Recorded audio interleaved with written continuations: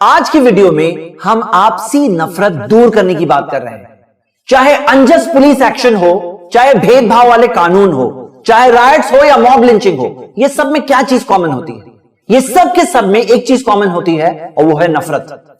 और इस नफरत को अगर हम आज दूर करने की कोशिश नहीं करते हैं तो मैं एक बात कह रहा हूं, आप सबको ये कोशिश आज करनी होगी या आगे करनी होगी। नाउ और नेवर कहा जाता है ना, मैं कह रहा हूं नाउ और लेटर। क्या मतलब है मेरा, मैं बताता हूं। जैसा कि हम जानते हैं कि सिटीजनशिप अमेंडमेंट एक्ट आ चुका है और एनआरसी 2024 से पहले खत्म कर देने का वादा गवर्नमेंट कर चुकी है। लोग इस बारे में स्केप्टिकल है, लेकिन मैं नहीं। वो कहते हैं कि जब असम में 10 साल लग गए तो पूरे मुल्क में करने कितना वक्त लगने वाला है। लेकिन जैसे कि आपको मैं बता चुका हूं अपनी पिछली वीडियो में कि एनआरसी को कनेक्ट किया गया है एनपीआर से, नेशनल पॉपुलेशन रजिस्टर, जिसका ताल्लुक जनसंख्या से है। और जनसंख्या हर 10 साल में एक बार की जाती है और 2021 में फिर से की जाएगी। और क्या आपको पता है 2011 में जब जनसंख्या की गई, 3 हफ्ते के अंदर फर्स्ट रिजल्ट्स आ चुके थे और फुल के फुल डिटेल्ड रिजल्ट्स 2.25 साल से कम मुद्दत में, यानी टारगेट से 1 साल पहले ही आ गए थे। तो अगर उस हिसाब से देखें और ये बात को भी देखें कि आधार कार्ड इंडिया के 123 करोड़ आबादी के पास ऑलरेडी है और इस साल एनपीआर में डेमोग्राफिक डेटा के साथ बायोमेट्रिक डेटा जो आधार कार्ड के अंदर इंक्लूडेड होती है वो सब कनेक्ट होने वाली है। तो ये काम करना उतना ज्यादा डिफिकल्ट नहीं होने वाला है। तो या तो आप अब नफरत के खिलाफ कुछ कोशिश करो या कल जब पानी यहां तक आ जाए तब कर लेना। इससे पहले कि हम आगे बढ़े, एक सवाल का जवाब देना बहुत जरूरी है। जैसा कि आपने सुना, शाही इमाम ने अपना स्टेटमेंट दिया है कि सिटीजनशिप एक्ट का कोई ताल्लुक नहीं है इंडियन मुस्लिम से। लेकिन हम यह देखते हैं कि सिटीजनशिप अमेंडमेंट एक्ट के तहत जब 6 रिलीजन्स को अलग किया गया है और उन्हें बस 31 दिसंबर 2014 वहां से पहले का कोई प्रूफ देना है टू गेट इंडियन सिटीजनशिप, लेकिन इंडियन मुस्लिम्स को अलग रखा गया है। एग्जिस्टिंग सिटीजनशिप लॉज के तहत इंडियन मुस्लिम्स को अपनी सिटीजनशिप साबित भी करनी होगी, क्योंकि हम देखते हैं कि सिटीजनशिप एक्ट के सेक्शन 6A के मुताबिक असम को सिर्फ अलग करके 1971 बताया गया है और रेस्ट ऑफ इंडिया के लिए सेक्शन 3 के अंदर बताया गया है कि 1987 एक लिमिट है, जो मैं एक्सप्लेन कर चुका हूं अपने पिछली वीडियो में, मैं डिटेल में नहीं जा रहा हूं। लेकिन हम ये देखते हैं कि ये कानून कल जाके अमेंड करके रेस्ट ऑफ इंडिया में भी सेम असम का रूल लाया जा सकता है। तो फिर कौन सी एक कम्युनिटी है जो इस चीज में टारगेट में हो सकती है और जो जानते हुए न जानते हुए खुद इस चीज के अंदर विक्टिम बन सकती है? अब आप देखिए, 6 रिलीजन के मानने वालों को सिर्फ 5 साल का प्रूफ देना है। 1987 के हिसाब से भी देखें तो कम से कम 22 साल का प्रूफ देना है और 71 तक बात चली गई तो 48 ईयर्स पुराना प्रूफ देना है। तो आप खुद देखिए कि जो लोग नहीं दे पाएंगे वो लोगों का क्या होगा, वो लोग कहां जाएंगे, कैसे ताल्लुक नहीं है इसका इंडियन मुस्लिम कम्युनिटी से। अब हम देखते हैं कि ये जो नफरत जो पैदा हो रही है, ये नफरत को हम सब मिलकर कैसे रोक सकते हैं और रोकने के लिए बहुत जरूरी है कि पैदा कहां से होती है। तो मैं आपके सामने सिर्फ 3 वजह आज की वीडियो में रखना चाहता हूं कहां से ये नफरत पैदा होती है। सबसे पहली वजह एक तरह के जनरलाइजेशन से, मतलब कुछ लोगों की बात सब पे फिट कर दी जाए। कुछ लोग ये करते हैं तो उसकी बुनियाद पर सबको स्टीरियोटाइप कर दिया जाए। इसी वजह से बहुत सारी नफरतें पैदा होती है। मैं आपको एक मिसाल देना चाहता हूं। चंद दिन पहले की बात है, बॉम्बे के कॉल सेंटर के कई लोगों को पुलिस ने आके पकड़ा अमेरिकन गवर्नमेंट की शिकायत पर। पता यह चला कि यूएस डिपार्टमेंट ऑफ जस्टिस की कंप्लेन थी कि 300 मिलियन यूएस डॉलर से बड़ा स्कैम ये लोगों ने किया और ये लोगों ने अमेरिकन सिटीजन्स के साथ फ्रॉडुलेंट तरीके से पैसे लूटे। अब आप बताओ, ये रिपोर्ट की बुनियाद पर, ये केस की बुनियाद पर, ऐसे कुछ और कॉल सेंटर्स भी है, अगर डोनाल्ड ट्रंप या कोई भी अमेरिकन ये कहे कि सबके सब इंडियंस चोर है, सबके सब इंडियंस चोर लोग होते हैं, तो हमें अच्छा लगेगा? क्या हम लोग इस बात को मानेंगे या हम ये कहेंगे कि ये लोग चोर थे, आप इन्हें पनिश करिए, हम भी मानते हैं इन्हें पनिश करना है, लेकिन हम सब इंडियंस चोर नहीं है? आप बताओ कि ऐसा स्टीरियोटाइप कोई एक कम्युनिटी, कोई एक रिलीजन के मानने वालों को, कोई एक सिलेक्ट पर्सन को, कोई एक केस को लेकर सब पे फिट कर दिया जाए तो कैसा होगा? आप खुद देखिए कि जब हमारे प्राइम मिनिस्टर का ये स्टेटमेंट आया कि वो 1000% करेक्ट थे, जब उन्होंने दिल्ली के प्रोटेस्टर्स को देखा, कहा कि उनके कपड़ों से तुम देख सकते हो, यानी वो पॉइंट कर रहे थे कि वो किस कम्युनिटी को बिलोंग करते हैं, और वो 1000% करेक्ट थे कि उस कम्युनिटी को सिटीजनशिप बिल में एक्सक्लूड किया गया है और उनका कहना था ये 1000% करेक्ट बात थी। हम उनसे कहते हैं कि क्या आप मौलाना अबुल कलाम आजाद के बारे में भी 1000% करेक्ट है? आप उनके लिबास के बारे में क्या कहेंगे, उनकी टोपी के बारे में क्या कहेंगे? आप ये सारे मुस्लिम फ्रीडम फाइटर्स के बारे में क्या कहेंगे, उनमें से कईयों के लिबास के बारे में क्या कहेंगे, उनकी टोपियों के बारे में क्या कहेंगे?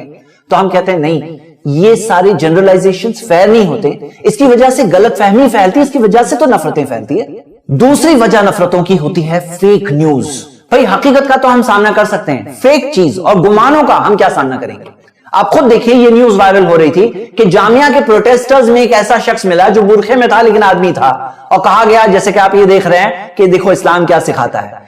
लेकिन ये इमेजेस इंडिया की थी ही नहीं, ये कुछ साल पहले के इजिप्ट के वाकये की थी, जैसा कि कुछ न्यूज वेबसाइट्स ने एक्सपोज किया है। नफरतों को फैलाने वाली तीसरी वजह, और वो है टेरर अटैक्स और उस ताल्लुक से फेक प्रोपेगेंडा। आप एक मिसाल देखिए अमेरिकन गवर्नमेंट के ताल्लुक से, कि अमेरिकन गवर्नमेंट ने 3600 करोड़ स्पेंड किया, जैसे कि बाद में ओपनली आ चुका है, फेक टेरर वीडियोस बनाने के लिए। किस मकसद के लिए? नफरतों को फैलाने के लिए, अपने एक एजेंडा को आगे बढ़ाने के लिए। ऐसे केसेस इंडिया में हो चुके हैं जहां कोई टेरर अटैक हुआ, वहां स्टिकर मिला 786 का, वहां बियर्ड्स वाले लगाए हुए लोग मिले, लेकिन बाद में पता चला कि ये सब नकली था, करने वाले कोई और कम्युनिटी के लोग थे। हम ये देखते हैं कि ये सारे केसेस खास तौर से ऐसे वक्तों पे बहुत ज्यादा होते हैं जब पब्लिक ओपिनियन कोई चीज की तरफ जा रहा है, और अगर उस ओपिनियन को चेंज करके नफरत में कन्वर्ट करना है, तो ऐसे केसेस सबसे बेस्ट रेसिपी होते हैं नफरत क्रिएट करने के लिए। अब आइए ये देखते हैं कि नफरतों को दूर कैसे करें। सबसे पहली बात कि आपका और मेरा मालिक, हम सब इंसानों का मालिक, बनाने वाला, क्रिएटर एक ही है। हम सब में वही खून है। हम सब यहां तक कि इंडिया के लोग जो है वो तो हम तो रिश्तेदार भी हैं दूर दूर के। क्या हम सब अपने अंदर ये टॉलरेंस पैदा नहीं कर सकते कि आप जिस मजहब पे चलते हो आप चलो, मैं जिस मजहब पे चलता हूं मैं चलूं, हम सब आपस में बात करें लेकिन एक दूसरे के साथ टॉलरेंस रखें। आप खुद सोचिए कि अगर ऊपर वाला चाहता तो ये नहीं हो सकता था कि हम सब एक ही धर्म के होते, हम सबका रिलीजन एक ही होता, हम सबका नजरिया एक ही होता, हम सबकी सोच एक ही होती, दुनिया में इस टाइप का कोई इख्तिलाफ ही नहीं होता। लेकिन हम देखते हैं कि ऊपर वाले ने ऐसा फोर्स किया नहीं है, तो आप और मैं कौन है? जब ऊपर वाले ने इस तरह से फोर्स करके एक ही नजरिया नहीं पैदा किया, तो हम सब किस ताल्लुक से इंटॉलरेंट होते हैं? तो यहां बात यह है, लेट अस टॉक। लेकिन आखिर में अगर आपका और मेरा नजरिया मैच नहीं होता तो everyone has a right to follow his own religion. दूसरा एक बुनियादी पैगाम, मुस्लिम कम्युनिटी के ताल्लुक से जो नफरतें और गलतफहमी फैलाई जाती है उसकी एक बहुत बड़ी वजह मिस इंफॉर्मेशन है, यानी कि गलत मालूमात। इसी वजह से मैं आप सबको उभारूंगा, एनकरेज करूंगा कि चलो सही बात आम करते हैं। आप खुद कुरान डाउनलोड करके खुद पढ़िए, लोगों की बातें ना सुनिए, खुद पढ़िए फॉर योरसेल्फ। देखिए क्या मैसेज दिया गया है, आप खुद देखेंगे ये एक मैसेज है जहां एक इंसान को उसके मालिक से कनेक्ट किया गया है। आइए अब हम इन नफरतों को कैसे खत्म करें, एक्शन प्लान क्या है। एक्शन प्लान में मैं आपके सामने 4 चीजें रखना चाहता हूं। सबसे पहला पॉइंट, और वो है मुलाकातें करना, लोगों से जाके मिलना, उनसे बैठना, उनसे बात करना, सब ख्याल के लोगों से, एक्सट्रीमिस्ट लोगों से भी मिलना, सारे वो लोगों से मिलना जो इस माशरे में, इस मुल्क में कोई डिफरेंस क्रिएट कर सकते हैं।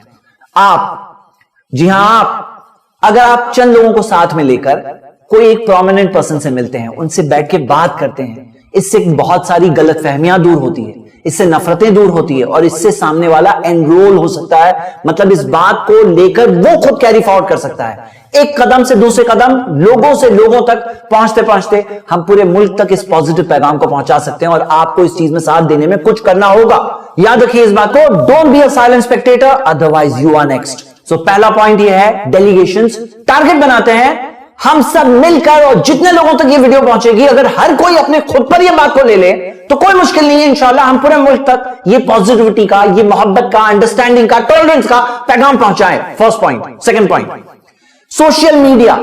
और हम देखते हैं कि सोशल मीडिया को बड़े पैमाने पे इस्तेमाल किया गया है नफरतों को फैलाने के लिए, और वही सोशल मीडिया को यूज किया जा सकता है अंडरस्टैंडिंग फैलाने के लिए।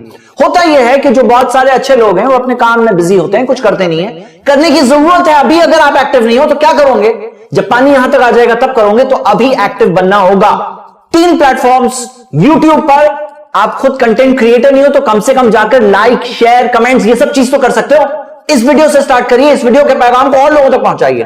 फेसबुक पर शेयर करिए, और तीसरी बात जो मैं कहना चाहता हूं, ट्विटर पर। हम देखते हैं ट्विटर पर जो खास तबका, पॉलिटिकल तबका, क्रीम तबका, मीडिया, इंटरनेशनल मीडिया, सबके सब ट्विटर से ज्यादा कनेक्टेड होते हैं। शॉर्ट मैसेज के जरिए हमारा एक्सेस बड़े बड़े लोगों के साथ भी हो सकता है। इसमें अगर आप कुछ नहीं कर सकते तो इतना आप याद रखिए, ट्विटर इंस्टॉल करिए, कम से कम ये सर्च बटन दबाकर ट्रेंडिंग में जाकर कोई एक ट्वीट को लेकर कम से कम रीट्वीट तो दबा सकते हैं। अच्छे अच्छे ट्वीट्स देख करके कम से कम रीट्वीट कर दो, कम से कम लाइक कर दो। कम से कम इतना करने से क्या होता है कि वो ट्वीट जिसे शायद कोई नहीं देखता, उससे बहुत लोग देखने लगेंगे और इससे पॉजिटिव पैगाम पहुंचेगा। अगर आप खुद देखिए कि आप एनी गिवन डे पर अगर ट्विटर में जाए, टॉप ट्रेंड्स में जाए, तो टॉप ट्रेंड्स में आपको कुछ ट्रेंड्स ऐसे दिखेंगे जो नफरत फैलाने वाली होती है और कुछ ट्रेंड्स ऐसी दिखती है जो नफरत के खिलाफ होती है। तो ऑब्वियस बात है, जाइए ऐसे ट्रेंड्स में और अपना कंट्रीब्यूशन करें। तीसरी चीज, अवेयरनेस प्रोग्राम्स।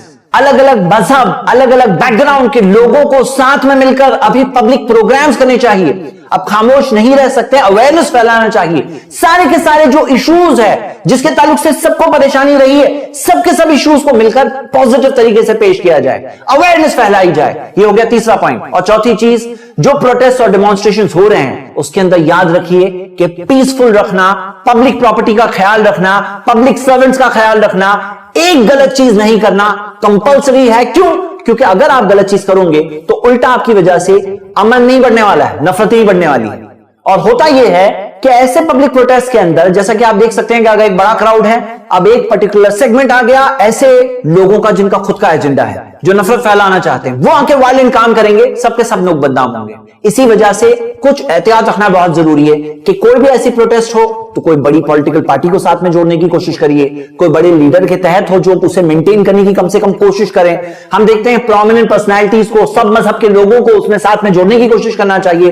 पुलिस परमिशन का ख्याल रखना चाहिए, उसकी लाइव टेलीकास्ट कोई ना कोई सोशल मीडिया पे करना चाहिए, प्रेस को इन्वाइट करना चाहिए, सारी चीजें करनी चाहिए। कुछ कंट्रीज में तो इस टाइप के प्रोटेस्ट के अंदर वो लोग आईडी कार्ड्स भी देते हैं हर प्रोटेस्टर को, ताकि कोई अनऑथराइज्ड पर्सन वहां ना आ जाए। मैं जानता हूं कि कुछ स्कॉलर्स ने ऐसे डेमोन्स्ट्रेशंस की इजाजत नहीं दी है, लेकिन आप फतवा देख सकते हैं सऊदी के सीनियर स्कॉलर शेख इब्न उसैमीन का कि उन्होंने पर्टिकुलर सर्कमस्टांसेस में रिस्ट्रिक्शंस के साथ में इजाजत दी है। हमें कंट्री के लॉज को मेंटेन करते हुए कंट्री ने जिस चीज की इजाजत दी है उस हद तक उस इजाजत का इस्तेमाल किया जाए, वायलेंस ना की जाए, लॉज नहीं तोड़े जाए। आखिर में अगर हम सब सोल्यूशन का हिस्सा नहीं है तो हम खुद प्रॉब्लम का हिस्सा है। जाने से पहले एक बात बताना चाहता हूं, याद रखिए नफरत फैलाने वालों ने एक चिंगारी लगा दी है, उससे बचाना हम सबकी जिम्मेदारी है। Don't be silent, don't be violent. आप सबसे एक रिक्वेस्ट है, इस वीडियो को जरूर शेयर करें, फॉरवर्ड करें। अगर आपने हमारे चैनल को अब तक सब्सक्राइब नहीं किया तो जरूर सब्सक्राइब करें, हमारे फेसबुक पेज को लाइक करें। आपको ये वीडियो का कंटेंट कैसा लगा, आपका क्या ख्याल है, जरूर हमें बताएं कमेंट सेक्शन में। और जैसा कि आप जानते होंगे, i+ टीवी 4.5 साल सैटेलाइट पे होने के बाद अब नहीं है, हम इसे सैटेलाइट पर वापस लाने की कोशिश कर रहे हैं। इस चीज में ज्यादा से ज्यादा i+ टीवी को कंट्रीब्यूट करें ताकि हम इस टीवी चैनल को फिर से सैटेलाइट पर ला सकें। शुक्रिया, फिर मिलेंगे अगली वीडियो में। अस्सलाम वालेकुम रहमतुल्लाह। सब्सक्राइब कीजिए हमारे चैनल और दबाइए बेल का आइकन ताकि आपको रेगुलर नोटिफिकेशन अपडेट्स मिल सके।